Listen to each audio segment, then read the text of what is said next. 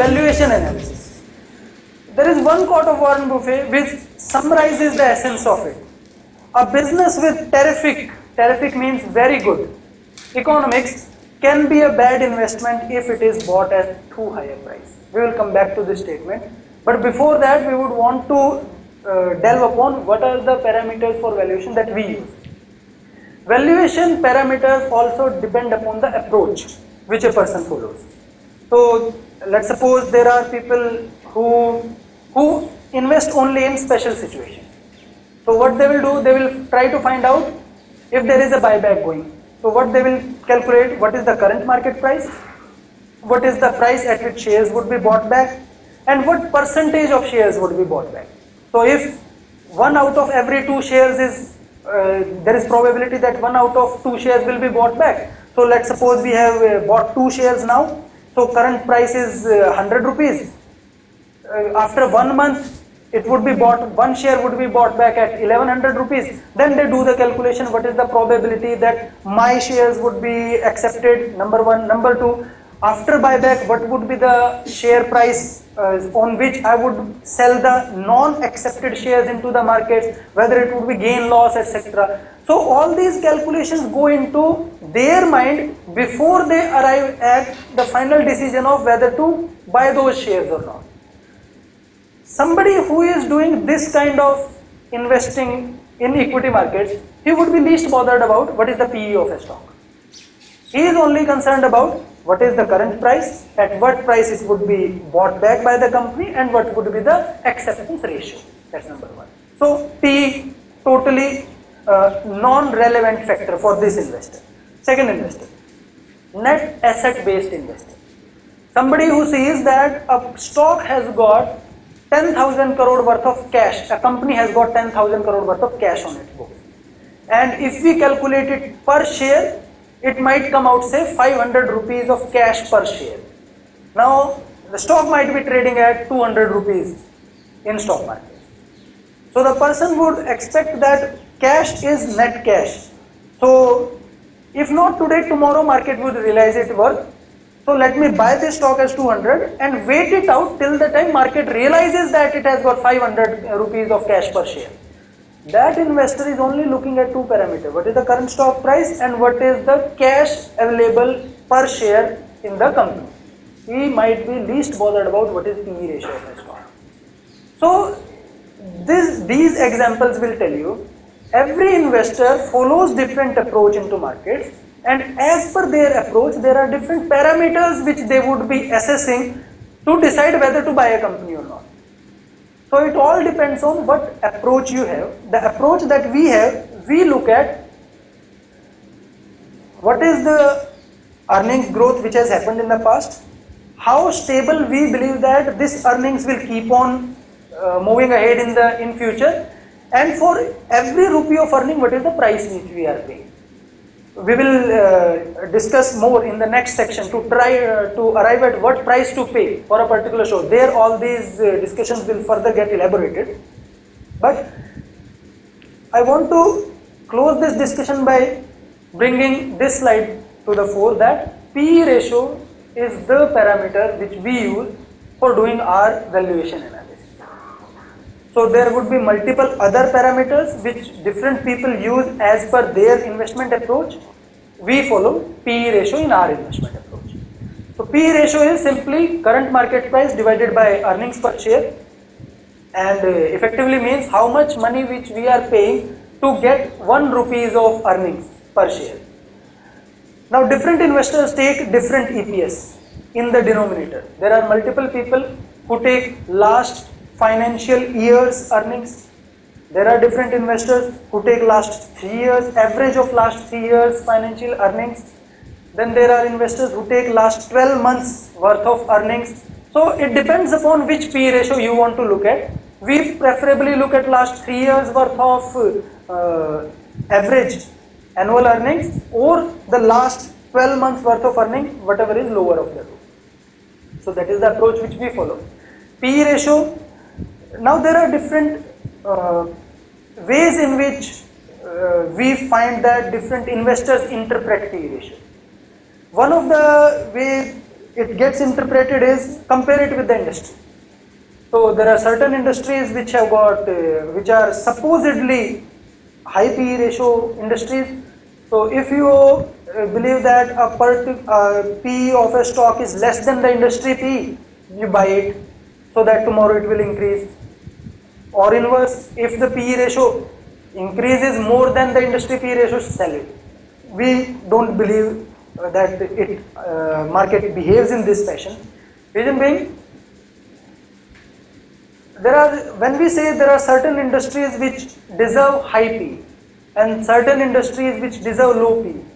Let's suppose defensive sectors, not defense per se, defensive means which we say pharma or FMCG etc., which are conservative sectors, more stable sectors. They deserve high PE, whereas capital intensive sectors like steel etc. or cement etc. deserve lower PE. But a well managed cement company might have a higher PE than a poorly managed FMCG or a poorly managed pharma company. It is the truth of life. So we do not differentiate between two companies and their PE ratio only because they belong to different sectors. We believe that a company which is growing well, doing something right, is backed by good management. If not today, tomorrow, market will realize it and will give it a higher PE ratio. Similarly, second approach many a times investors interpret is that compare it with historical PE ratio. That historical average PE ratio of last 10 years is 15, currently it is available at 10, so let's buy it, it might increase up to 15. Or historical PE ratio is 15, currently PE ratio has risen to 25, let's sell it, it will fall back to 15. No, it doesn't work that way also. So it might be that previously PE ratio was subdued because the stock was not recognized. It was a small cap stock, not a lot of people knew about it, whereas now recognition has come. So the new PE ratio might be the new normal. Or if a previously high PE stock is now quoting at a very low PE, it might deserve it. It might have lost all the competitive advantage. Earlier it was a high PE stock because the contracts with clients etc. were long term with all the benchmarking etc. price benchmarking factored in. Now those customers have ditched this company and they have moved to competitors. Now those comforts are no longer there. So there might be multiple factors which will impact PE ratio. So looking at a point, we decide whatever is the PE ratio now, does the company deserve it? So we do not compare it with industry, we do not compare it with history. We have our own view on PE ratio and how to interpret it. Next section would be related to that.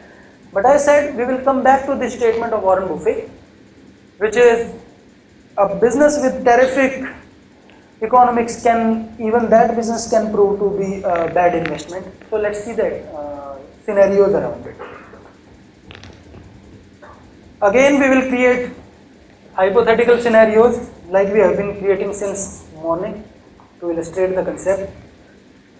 So let's suppose there are three companies.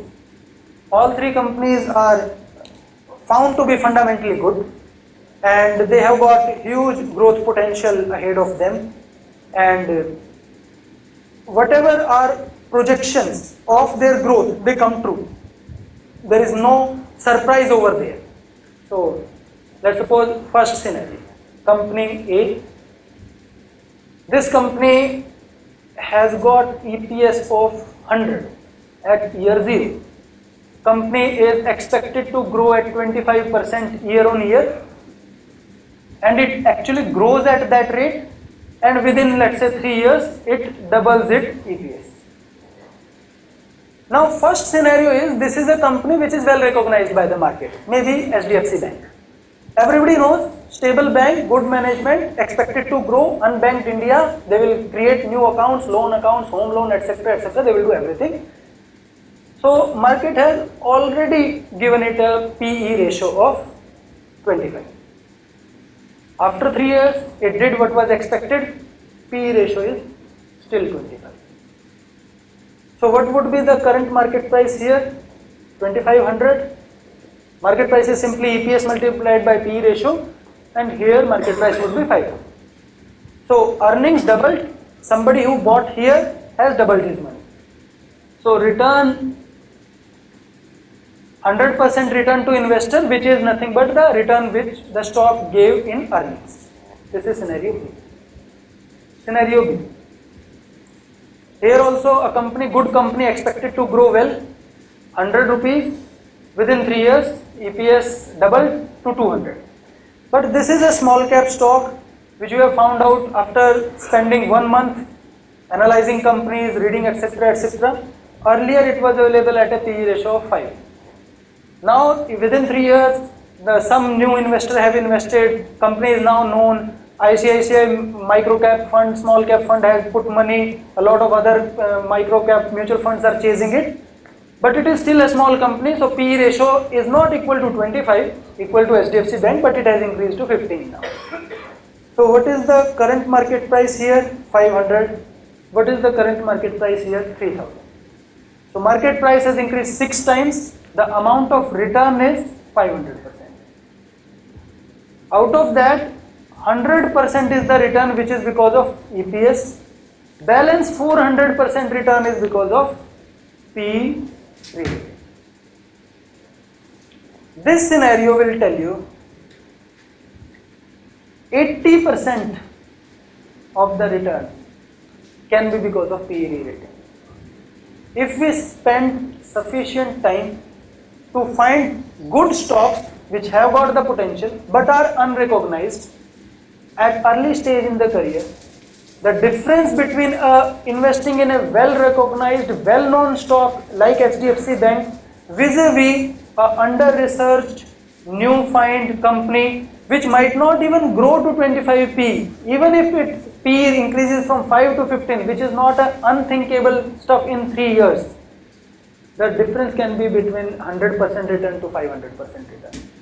80% of the return can only be because of the hard work of the investor to find a good growing company at a low PE ratio. This is scenario 2.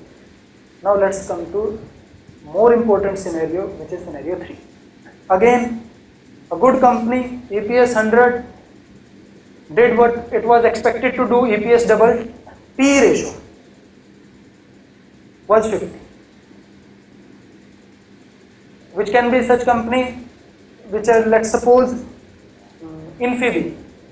It is the only listed e-commerce company, I guess, currently in India. Infibeam.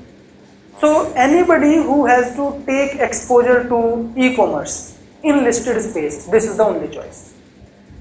E-commerce is expected to boom. It actually booms because from 100, it has earnings have grown to 200. But during this period, what happens? 2-3 more companies have got listed their shares. Flipkart has listed, Amazon has listed. Now investors have got choice. So it's not only Infibeam, people can invest into Flipkart or Amazon, or we can extend this scenario to insurance sector. Sometime back, ICICI Prudential was the only listed life insurance company. So anybody who has to take exposure to life insurance company, there was only one option. Now there are 3. HDFC has come, SBI Life has come. So just because now there are more options, the huge premium will win. But still it is a sector which is expected to show huge growth. So this PE ratio still doesn't fall to minuscule levels or something. It just contracts from 50 to 35. 35 itself is a very high P. Next section we will see. So country is doing as it was expected to do, increasing internet penetration, increased awareness about e-commerce, etc. Company doing what it was expected to do. Only factor which is not even in the control of company or investor is that 2 more competitors have listed their shares. And now because investors have choice, the premium has reduced a bit. Here the share price was what, 5,000 rupees, here the share price is 7,000 rupees. What is the return? 40%. What is the EPS return? 100%. So investor could not even capitalize on the returns which the company generated by way of its earnings. This PE contraction from 50 to 35 took away 60% of the return. And this parameter which took away 60% of the return is out of control of investor, it's out of control of the company. At best, what an investor can do is find out companies with good financial, business and management parameters. At best, company can do is grow its sales, create more distribution channels, give more discounts, give more visibility, advertisement expense, etc. So if you compare these three scenarios, you would find the hard work done to find out company, there is no difference in the fundamentals of the company. All three scenarios presented in front of you is companies are fundamentally good and they are growing and they are actually executing what they promised to execute. Sales, earnings growth twice within 3 years. Now only because at what valuation level you bought, the resultant returns, there is humongous difference. Many a times we get this question that if a company is financially very good, business wise excellent business, management is excellent management, why would these companies be available at a lower valuation? Market would already would have realized their potential and they would be trading at high PE ratio. In another way, the same question get asked, why would that in current scenario we are not finding any company which has got everything good but at a reasonable valuation? So it's the same thing. Why market would give you a discount, or currently there are no discounts available? So what should we do? Which is the parameter that we should relax? So our answer there, or our suggestion to investors have been, financial you cannot compromise. If you are compromising on financials, you might end up being in such commodity businesses which do not have pricing pressure. Every alternate year there would be operating losses, company would be funding it through debt, etc. There is no chance that the company would survive next 10 years. Business, you would want to invest into good businesses. It should not be that only because of anti-dumping duty the sales are increasing and prices are increasing. Tomorrow, because of any reason, government changed, something changed, anti-dumping duty is gone, and very next year, deep losses. Management, you cannot compromise. A good business in the hand of over smart management will not do anything good. We will see a live example of it. So the only parameter which can be relaxed is valuation. So if somebody feels that currently there are no discounts available into the market, and what to do, only parameter which can be relaxed is valuation. However, when you relax valuation, tone down your expectations accordingly. The moment you increase your valuation band from 5p to 25p, tone down expectations of your future returns accordingly. Rest assured that if you are investing into a company which is already well recognized, your returns would be in line with the earnings. The huge jump which people get because of re-rating would not be there. We also give an advice that even if you have to relax valuation, please relax it only to this level. Don't take it to this level. Because nobody knows what factor outside control of company, environment, business will come into play, and all of a sudden there would be de-rating and even the earnings returns would not flow through to the investors. Yes, please.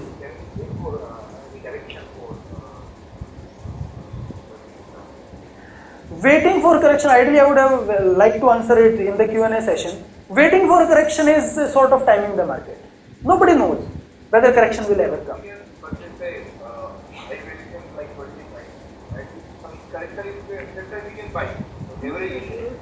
Means it's all individual's choice, but whatever money you have put it here, have expectations of this only.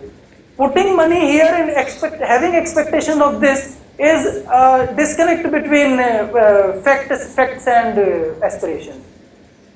So with this we have come to the end of valuation analysis. Now we are moving to another section. Yes, please. Okay.